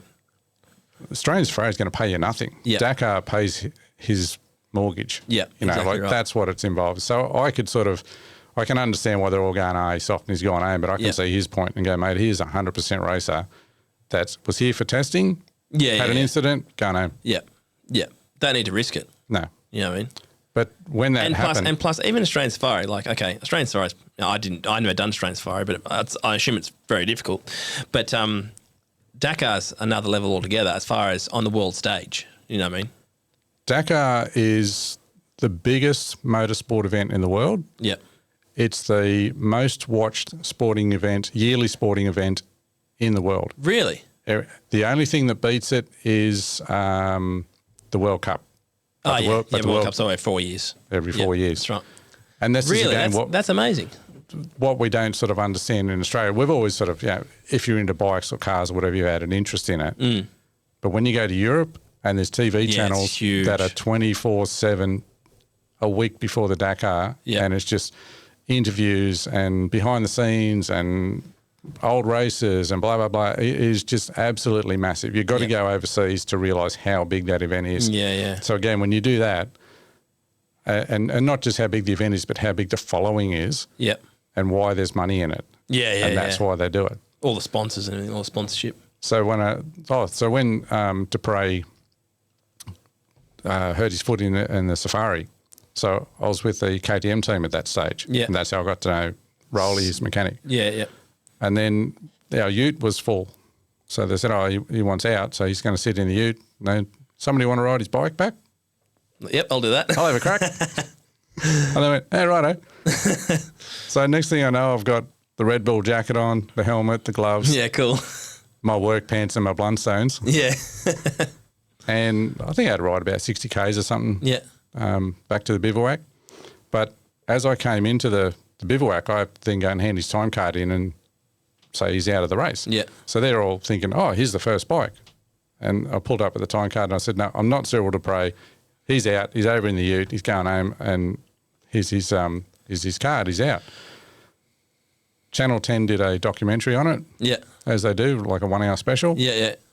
And in that 1 hour special, they were filming and saying, here's Cyril Dupre pulling out of the event. And I've looked, I'm going, that's me. He doesn't wear Blundstones. That's me. So that's awesome. Go. So you end up in the documentary. That's good. Yeah. I like that. Yeah. Body double for Cyril Dupre. Exactly right. Just can't ride like him. No, you can ride, that's for sure. The what's he doing these days? Because isn't he managing like an X2 team, like a side-by-side team? Doesn't he do some of the development for the side-by-sides in Dakar? I'm not sure. He's not that keen on the side-by-side. I spoke to him the other day when I was doing that article. And so this year is the very first year since 2000 that he's never been to Dakar. Yeah, right. He didn't even go. Yeah, right. And he said it's just another part of his life. So he raced cars for a while. Yeah, because he was in the Renault team. Yeah. I think he was in the Renault team for a while, and then he was racing side-by-sides. Yeah. He said it's good, but he said it's just not the same as a bike. But then he's not as... See, that's what I worry about. Like, heaps of people tell me, you got to get that bike. And I agree with them, but also partially I'm like, no, I like riding bikes. Like, don't stop me. And I keep thinking I want to get into a side-by-side or a car or something. And then I think, but it's just not going to be the same as riding a bike. There's something about riding a bike that is just so different. It's such a different thrill compared to anything else I think anything else you can ever do. It almost feels to me like skydiving, you know what I mean? Like when you skydive, you just completely free, the wind's in your hair, you're moving at a rate of knots. It's just such a different thing. And it's even better when you're like, I think that when we do things like rally and things like that and you're navigating and you're doing like 160 k's an hour or 150 k's an hour and, just motoring along, it's such a thrill. It's just so much fun. You got such concentration all the time. You've got this heightened level of like dopamine all the time and usually in a rally, like for days straight. There's nothing else that compares to it, you know what I mean? Yeah. And even Fink's the same, super fast, super fun, and even like all motorsports, like all motorcycle racing, is like that, you know what I mean? It's just fast and thrilling and intense, It's just different to being in a car. Yeah, absolutely. You know what I mean? It's just not, I just don't know how you're going to get the same sort of excitement or thrill as you would on a bike. I don't think you would. Yeah. Yeah. And people say like, oh yeah, side-by-sides, I've talked to guys that race cars now or race, side-by-sides and it's heaps of fun. Like it's really good fun, just as good as a bike. And I'm like, yeah, it'd be fun, but it's going to be a different level. Yeah, it's exactly not going right. to be the same. Exactly right. And maybe at some stage that'll be something that I'll taper down to, what I'd say, like as far as the thrill-wise or enjoyment-wise. Yeah. Where you go, well, I can't ride a bike as quick as I used to, so it's maybe not quite as fun. So I'll get in a side-by-side or something like that, you know what I mean? But then again, you look at Don Lark. Donnie's still racing now. Yeah. And how old's Donnie? Like, I don't know, is he 70? Oh, yeah, he's... Yeah?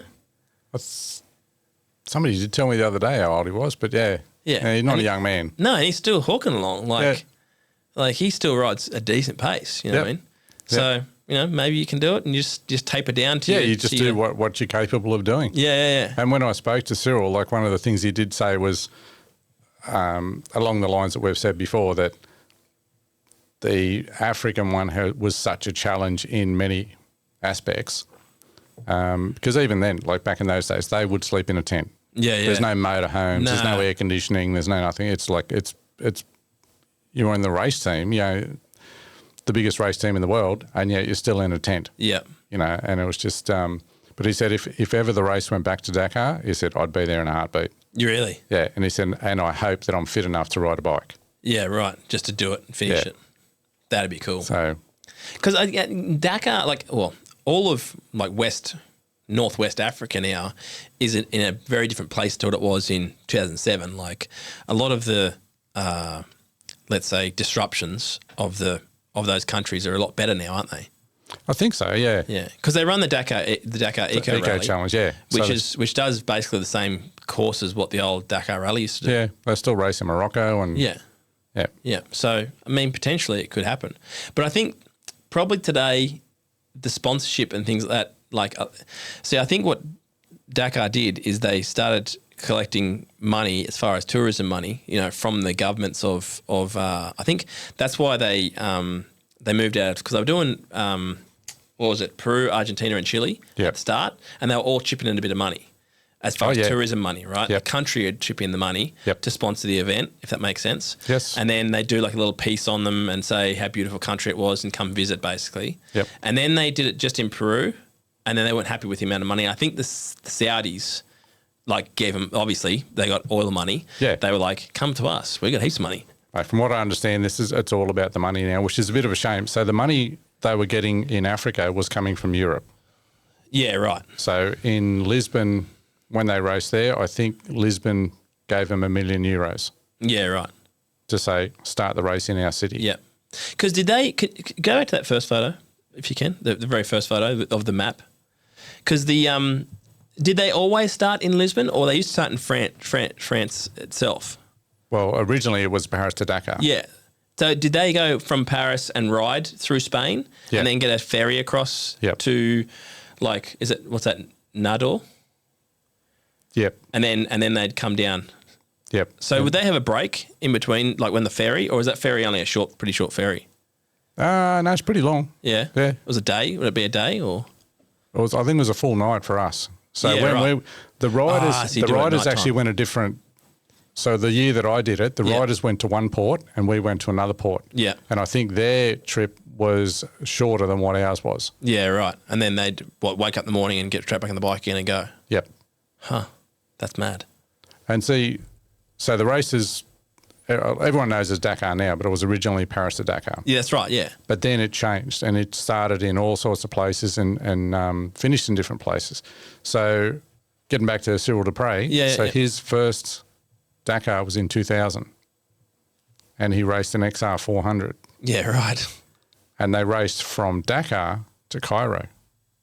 Oh, really? Yeah, started in Dakar. Yeah, right. And I never got to ask him, how did he get from France to Dakar? I forgot to ask that question. Yeah, yeah. But yeah, he set up an XR 400 of his own because he's a mechanic. Yeah. And wanted to race to Dakar. So he raced from Dakar to Cairo, and I think it was like 3 weeks long, the race. Really? Yeah. Wow. That'd be heaps hard. Because you're going across the Sahara, like west to east almost. Yeah. And he that'd be finished 14th outright. Really? On his first outing? Yes. That's good On going. an XR 400. And then he got picked up by the BMW team the next year. Yeah, that's right. He was riding BMW for a while, wasn't he? As a water boy. Yep. Until I think Nanny Roma was Yep. the lead rider. Yep. He was out, and then the manager came to him and said, well, you can have a bit of a crack now. And then I don't know, I think he got second or third on a couple of stages, again, first or second event. Yep. And then just went from there. And then KTM went, this is pretty good, we'll grab this guy. Yeah, right. And then he's raced with them for years and years, didn't he? Yeah.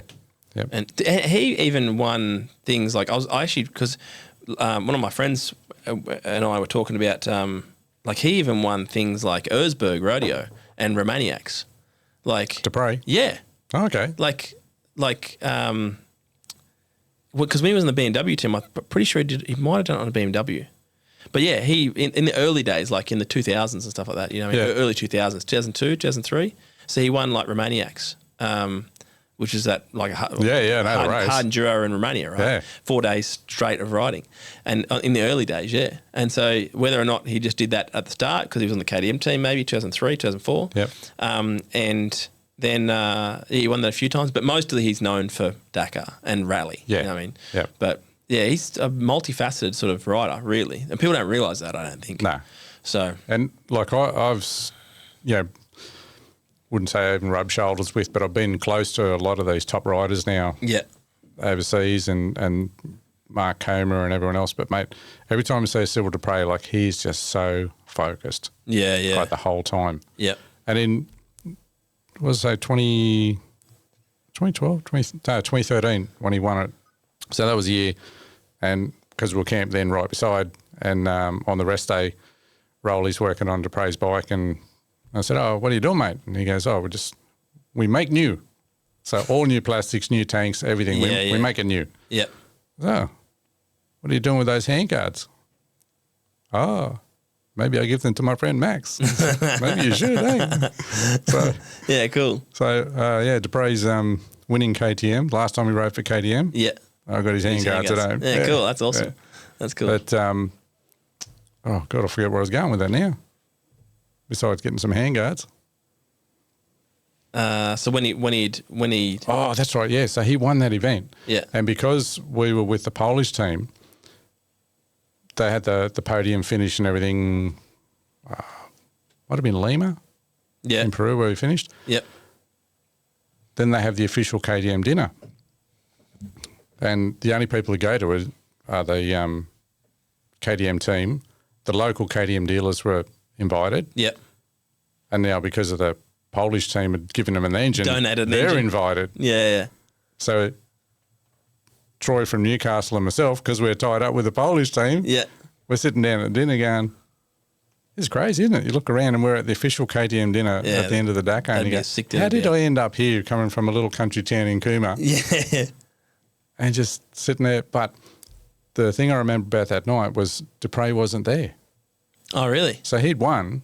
There's dinners on to celebrate and he's not there. What did he do, just go home or what? And then he must have been up in his room and he came down.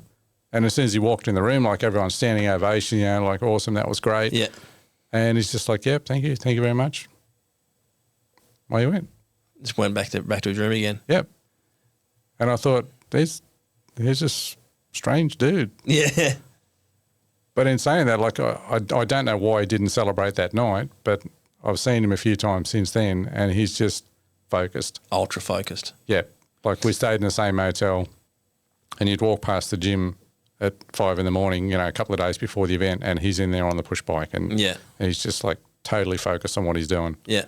He's there to win that race, and that's why I keep thinking back to the grief he copped about the Australian Safari. And that's, I was just thinking about that as you were saying that, and a lot of people find Cyril to be a very maybe comes off as being arrogant or something like that. Mm-hmm. But I think, like you said, it must be that he's just super focused. Yeah, he's just focused on winning. Exactly. And that's it. Like he would, when he came out to Australia and we spent some time with him there. Again, he'd talk to you, but wouldn't want to sit down and have yarn or anything. He'd answer a question and that's about it. And he was just, but even then you could see he's focused on, I'm here for testing and, doing certain things with the bike, and that's what I'm here for. Yeah. And it wasn't until like all these years later when I had him on the phone to talk about an article where you realise, wow, he's just like a normal person. Yeah. And I was on the phone for an hour and a half, but after an hour he'd answered my questions. I knew what I had to write the article about, so that was all cool. Yeah. And I was just like, mate, thank you so much. Like, I really appreciate you calling. That was great and everything. Oh, yeah. Oh, what about the time and when we're doing something? He just went on. Keen to keep chatting. Yeah. And another half an hour later, he's given me information that I've got everything I need. Yeah. And that was probably the best conversation I've ever had with a guy. Yeah. And you realise, he's a normal dude. Yeah. But when he's got his game face focused, on. Yeah. And he's obviously not as an extrovert. He's not somebody who just wants to put himself out there. He's just there to do a job. Yeah, for sure. Yeah. They reckon Graham Jarvis is like that a lot too. He's not an extrovert, and that's part of the reason why. Although he's technically the GOAT, he's the best hard enduro rider that's ever been, sort of thing. Yep. He's not a big extrovert. He just likes riding bikes. He just loves it so much. But he doesn't sell himself heaps. He's not he's not out there selling himself and promoting himself and things like that. He's just sort of does his thing, stays quiet, and just. They call him the silent assassin or whatever it is. And that's it. They're all different, Just rides from the back of the pack and beats everyone, you know what I mean? I mean, he's getting a bit old now, but how old was Cyril when he became pro? Not sure. Was he older or was he... Because how old is he now? He's not that old still, is he? No. He's not that old, no. Because I think Graham was like 40 by the time when he became professional, you know what I mean? I shouldn't say that. When he started doing hard enduro and started being sponsored by because he was a trials rider originally. Yeah. But he's like 53 or something, 52 or something. Like he's old and he's still riding professionally. Like it's out of control. He's fucking old for a professional racer who's still really competitive. Is he really that old? Yeah, he's 50 something. He's definitely 50. Like he's 51, 52 years old, I'm sure of it.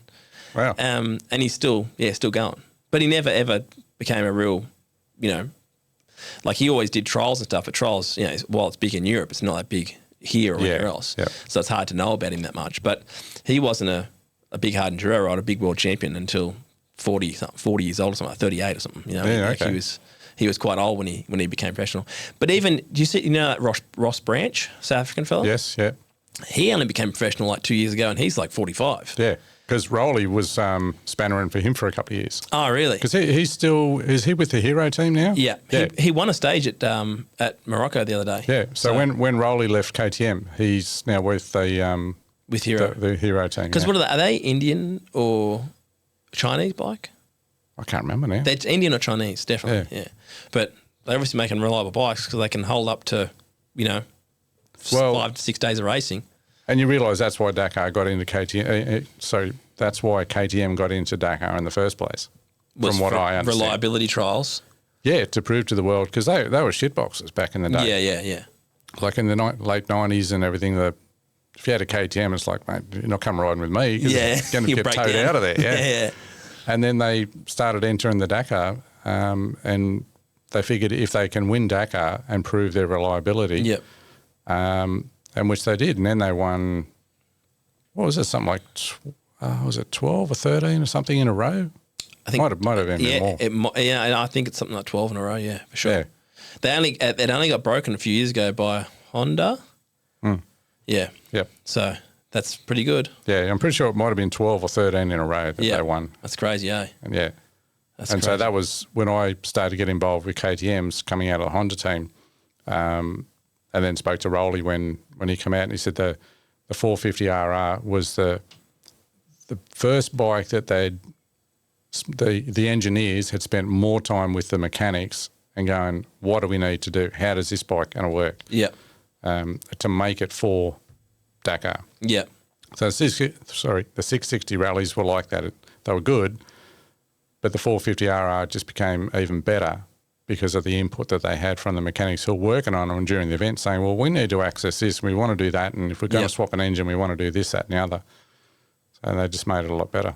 Because the 660 was a side-by-side twin, or was it a V-twin? Single. Oh, it's single, just had two pipes, did it?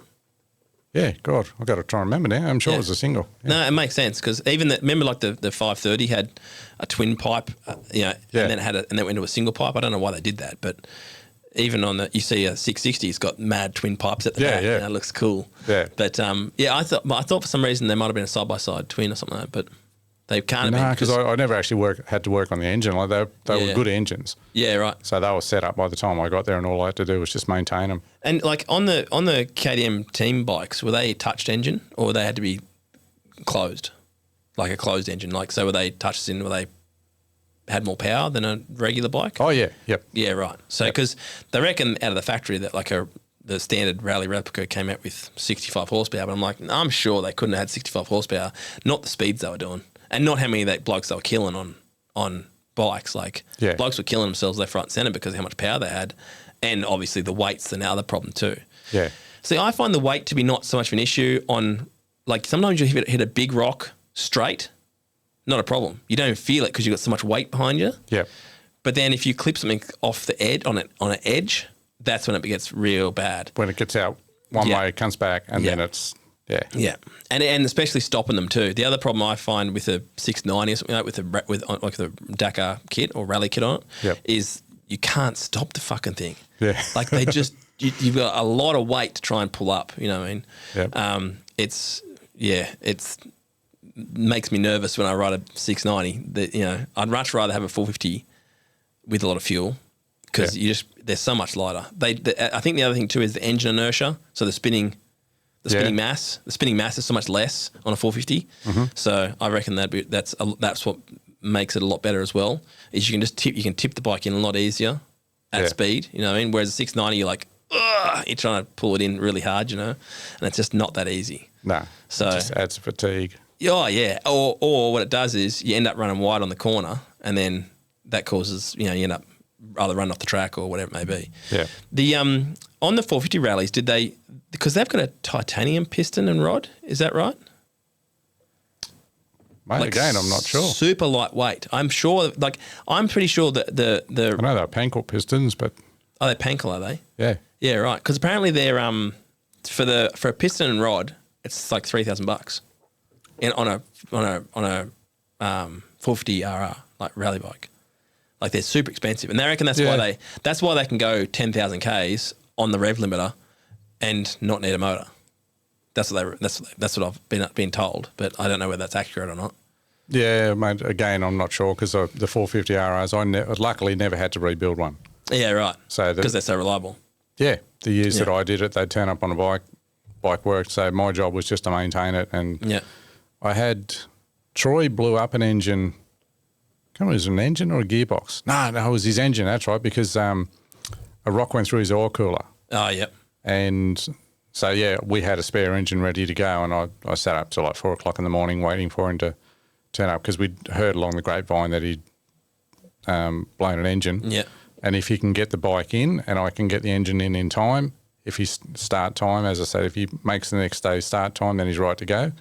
But so he's right to go, but he still gets a penalty or something? He would still get a penalty as well because you've changed the engine. Yeah, yeah. So anytime you change the engine, you've got to then you have to put your hand up and get them to come and sign off on it. Yeah. Otherwise, you get if they find out, you're going to get a penalty anyway because you changed an engine. Yep. But you will get a bigger penalty if you don't tell them. So yeah, right. Because I think, stretching the memory now, but I think that happened with Christoph's. We did something. And didn't tell them. Well, it was Christoph, mine, even Patrice's, I'm not sure. Yeah, I think we did something with the engine, and they found out, and they came out and checked the numbers on it or whatever. And they were different. Yeah. Yeah, because during street nearing, they take all those numbers down and they mark that. Is it like at the World 6 Days Enduro or whatever, where they mark with paint on all the engine parts? Yep. Yeah, right. Mark them all up. And so even now with the wheels on the marathon days. Yep. So they'll mark your wheels and they'll mark your tyres as well. Yeah, to make sure you're not changing them out on the stage somewhere. Yeah. Yeah. And then, but you're allowed to, I'm not sure whether they changed it this year or not, but again, the year that I went with Troy, which is probably 2013, 2014, did it with him, he was mates with Mark Comer. Yep. And Troy's pretty fast, but he's not super fast that he's going to destroy tyres, but he's not slow that he's going to be back in the field. Yeah. So during that event, they had 2 marathon stages where we wouldn't see them overnight. Yep. So I'd go to the KTM truck and get Mark Comer's wheels for the next day, put them in Troy's bike, and then Troy would ride that day. They'd get to the overnight stop. Mark's worn the tyres out more. Troy and Mark would swap wheels. Oh, yeah, right. Go the next day. How on the marathon stages in the old days, like in 2007 and stuff, what did they take with them? Did they take backpacks and stuff and sleep out in the desert, or they were at an airport as well somewhere? They still had to go to a designated area. Like you can't just stop overnight because God knows what you're going to do. So they still had to come in and check in, but they'd have another little. They still had to set up bivouac, but surely how'd they have the tents and they must have tents and food still and stuff like that, but basic must have been. Yeah, and they would normally give the riders, like as they come in, they give them a little kit, with a beanie and a jumper and stuff like that. So they got something to get changed into and have a snooze and keep going. But talking about the evolution of the race and how it's changed, like I'm sure if you spoke to the riders, they'll beg to differ and say that it's as hard today as it always was. But I don't know, because I remember watching the Dakar in the 2000s and a lot earlier, where you're getting the top riders and drivers and that spending the night in the desert. When was the last time that happened? Yeah, it doesn't happen very often. I mean, sometimes, and this is going to sound bad, but sometimes when there's like a chick or something like that riding Dakar, they end up stuck in the desert and then they... Oh, yeah. No, I mean like a front runner doesn't happen. No, it doesn't happen. But it used to. Yeah, it used to. That's right. Show the picture. Like I've been watching... I didn't realise how long I've been watching Dakar for, because I remember even before I remember probably 5 years earlier than the 2007 one, because even bring up the where the Volkswagen, the blue Volkswagen's being worked on, or the race car, because there's there you go. So I remember those ones, they were turbo diesel, weren't they? Yeah. Like that's mad. And they like Volkswagen. How many times they win it? They won it a fair few times too, didn't they? Yeah, that's a good one there where you coming on the podium with Christoph, with the Australian flag. Yeah.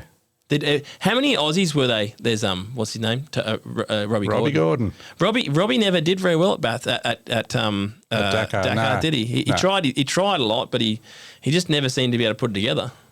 No, couldn't get it. But I was going to say that particular Euro 7, Volkswagen turned up. I think they had 19 support vehicles. Jesus. Like there's a photo that I've taken they're all lined up. They're all Tuaregs. Yeah. They're all got to have full roll cages and everything else, T3 spec vehicles. So imagine they're well over $100,000 each. Yeah. Plus they had 2 or 3 support trucks with stuff. Yeah, right. And we found out off someone, they reckon their budget was 30 million euro in 2007. That's crazy. And they didn't win. Didn't they? No. Not in that year? No. Jesus. So again, it shows you like in Europe, it's massive. Yeah. To win the event is, that's advertising rights for the next year or whatever. Yeah. And so particularly the car companies, they just put shitloads of money into it, whatever, because they want to win it as well, whether it be Toyota or whoever. And the other thing I wonder too, especially in 2007 around that time, is I wonder if like they were promoting diesel deliberately. You know what I mean? Because that's why they had diesels in the Touaregs. You know what I mean? Rather than like a turbo petrol motor or something like that. You know what I mean? Yeah, it's because I was always surprised when I found out that they were diesels, because I was like, holy shit, they got pretty good power for a diesel. You know what I mean? But see, then that'd come back to the KTM thing, where if you can prove it in Dakar that it works, then you've got something to sell. Yeah, yeah. But then you look at like when the Minis came out, and you walk up to a Mini, and there's nothing Mini about it. So I talked to a guy about the Minis, and he goes, the only thing in the car that's still Mini is the door handle. Yeah. That's the only. Yeah, that's what I've heard as well. Standard part. But and you see even that the Volkswagen there, like you pull the bodywork off, but they're all purpose-built vehicles. There is nothing. It's just a brand that's being raced with the cars, which changes from the motorcycles. When if you want to race a KTM 450RR, almost the same as Cyril Dupre's, you just go to the shop and drop 45 grand, you got one. Yeah. And you can race it. Yeah. And it's set up with map tower and everything ready to go. I think they even come with proper suspension now too, like unveils and stuff. Yeah. Yeah. But you can't go and buy a car. No way. I mean, it's gone to the old days where like the Pajeros and stuff were winning it, and they were basically a Pajero. Yeah, they had just with some trick bits bolted to it. Yeah, trick bits and a roll cage and all those, some suspension and stuff. But realistically, that was the car that it was. You know what I mean? Yeah. And even when the Porsches and stuff were in there, like Porsche were running a Porsche. You know, they had suspension and stuff and probably some bigger tyres. Mm-hmm. But I was surprised that Porsches did so well out in the sand. You know what I mean? They seem to be able to get through the sand okay. Maybe it's the weight over the back wheels, because the engine's behind the back wheels. But they seem to be able to get through in like a 911. Yeah. Like it's mad. Yeah, like you look at some of the early stuff in Dakar, and it blows your mind what they used to race. Yeah. How many in 2007? How many Aussies were in the race? Mate, I can't remember anyone else being an Aussie in there other than Christoph. Yeah, right. That's what I was thinking. There might have been someone else, but I remember Gary Williams was there from Wombat Motorcycles out here, but he was, I think, because he was might have been Jonah Street racing with the Pan American team. Yeah. Throughout 16 days, I think I caught up with Gary once, because you just don't get time like that. You are just so focused on what you got to do, and time is the one thing that you can't buy. Yeah, exactly right. So you finish working on the bikes, you try and sleep, and you get to the next bivouac and you sit in the truck and you set up and you work, and you just do that for 16 days. Yep. So when I did one of the events in South America, would have been 2011, and we had so I was with Mark Davidson from here and his mates from America. And so we had a couple of support vehicles, and there was a Mexican guy and another guy in a van with me. When we finished in the morning, we pack everything up, put it in the vans and truck. We're all ready to hit the road, and off we go. I'd put my earpieces in and lay down, go to sleep, or try and sleep, just rest. Yep. If I'm not, I think I might have had to drive once, but mostly I wasn't there to drive and just be there to be a mechanic. Yep. And I got in the van one day and I put my earpieces in, laid back, and old mate looks at me and goes, "You sleeping again?" And he go, "What?" He goes, "You're always sleeping. You're sleeping again?" I go, "Yeah." "Why are you always sleeping?" I said, "Well, what are you doing tonight?" Yeah. He said, "Working on a bike." "Okay, what are you doing?" "So what do you mean?" I said, "Well, are you just doing an air filter and an oil change, or are you rebuilding an engine? Yeah, or is the gearbox broken?" Yeah. But so you've got the experience of Africa and my job, other races. My job is to work on a motorbike. Yeah. And when I'm not working on a motorbike, it's to sleep because I don't know how long I have to work for the next night. Yeah. But I mean, that's where the experience, that's what you were saying before, is like the first Dakar you've got to pay for, even as a mechanic. You've got to pay your way because you're like a baby. You've got to be babysat the whole time because you don't know what you're doing. You've got to learn the ropes. That's right. And then when you get to like 2011, that's what 5-6 years of doing it. You go, I know I'm an expert now. I know what I'm doing. Yeah. I need to sleep when I can. And if I need to rebuild a bike tonight, well, I'll be as fresh as I can be, and I'm going to do it. Yeah, and I'm not going to make a mistake. I'm not going to overtalk a bolt or fuck a cam up or something like that. I mean, and that's one of the things I remember speaking to Chris Evans about, who was the praise manager. Yep. And he said, Rowley, who, as I have good mates with Rowley, he said he is a party animal. He's a pisshead. Yeah. Never when he's working. Yeah, yeah. Only when he finishes. When he finishes, he parties like there's no tomorrow. Yeah. And has done for 23 years. But he said the reason he's the praise mechanic is he does not make a mistake. Yep. And he said, and that's what separates.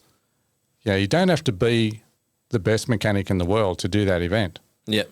And I know some really good mechanics who are far better than what I am. Yeah. But when you talk to them about either Safari or Dakar or anything like that, they never want to do it. It's like, fuck that, I'm not going to. I want to work in a workshop with the lights on, air conditioning, do my shit, have all my tools. I'm not going to go and sleep in the desert or do it during a dust storm. And and you've got to wear goggles while you're working with a head torch on, and you're just going, what the fuck? Can't see anything. But that's what I enjoy, the challenge of trying to do that. Yeah. And then when it's broken, you've just got to work out a way, I've got to fix that. But you can't make a mistake. Yeah. That's the thing. Like one sump plug left loose is the end. Or stripped. These guys have spent, minimum 80 grand if you're going to do Dakar. Yep. Most of the guys that I've worked for, they budget like $150,000 to do that race. Yep. If they're spending 150 grand, how good am I going to feel if I've forgotten to do something up or forgotten to do something and they're out of the race? Yeah, not sealed an air filter around the lip properly or something like that. You know what I mean? Man, so, that'd be bad. As I say, it's a lot of responsibility. It's not the hardest job in the world, but it just means you've got to do it under whatever circumstances come up and don't make a mistake. Yeah. Yeah. And it's as easy as that. Yeah, as easy as that. And try and sleep in between. Yeah. That's good. Oh, well, we better wrap this up. No worries. It's been excellent having you on. Very interesting. I've loved every minute of it so far. So I hope you all do too. And we'll catch you next time. We'll talk about South America next time. Sounds good. Should be good. I'll be there. All right. See you guys. Bye. Bye.